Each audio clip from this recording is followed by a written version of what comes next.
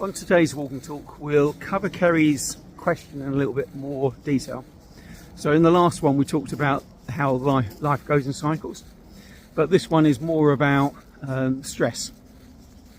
So there's two types of stress. So type 1 stress is where you have a confrontation and that leads to adrenaline and other drugs going into your body and allowing you to get ready for a fight or flight.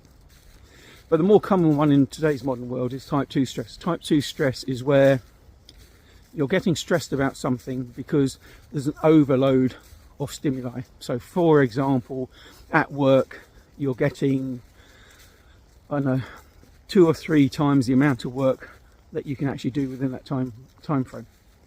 So with the type 1 stress, what you're trying to do is to understand what that stress is for, why is it happening to you, and then more importantly, what you're going to do about it. So if we think we've got a conflict with our boss, or we've got a meeting coming up with our boss, it might not be a good meeting, or it might go badly, we don't know. We want to think about that's going to give us a stress, which is a fight or flight instinct.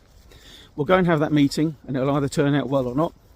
And if it doesn't turn out well, you're going to be full of chemicals and those chemicals are going to just burn away at you. So what you need to do is use those chemicals in the way your body's been trained to do. So if you're someone who would naturally run away from conflict, then what you need to think about is going for a walk, a cycle, a swim, anything like that fairly soon after the incident's happened.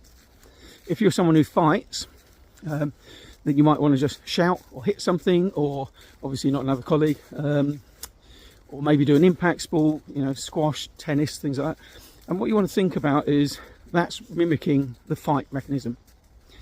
So that's your type 1. Now type 2 is a little harder to deal with.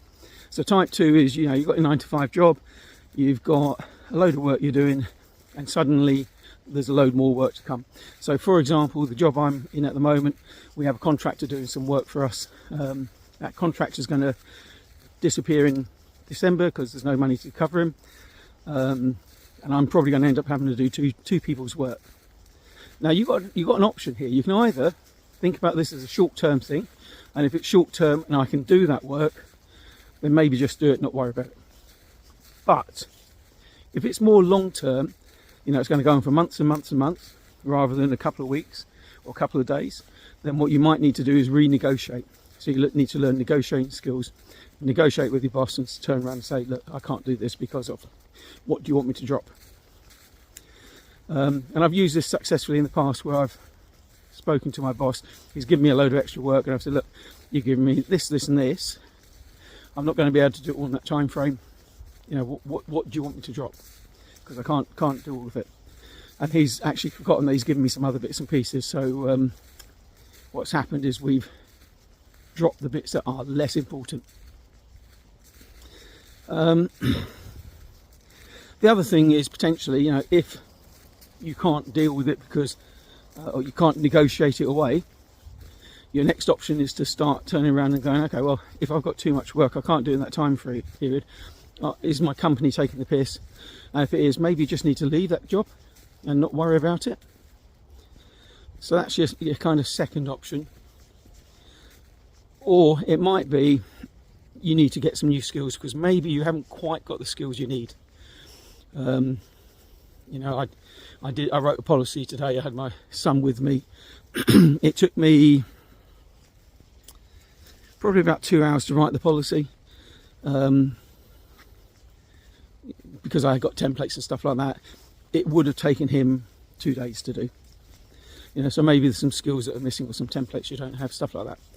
So just have a think about it. To summarise, if you are having that confrontational type stress, then what you need to do is go away and go for a run, a walk, a cycle, play an impact sport of some description, and that will get rid of the stress. The sooner you do it, the better. And if you have type 2, you've got to either think about, it's mainly around skill sets. You might need to renegotiate, you might need to learn new skills, or alternatively you might just need to say sod it and go and look for another job. I hope this helps, and if you have any other questions, give me a shout.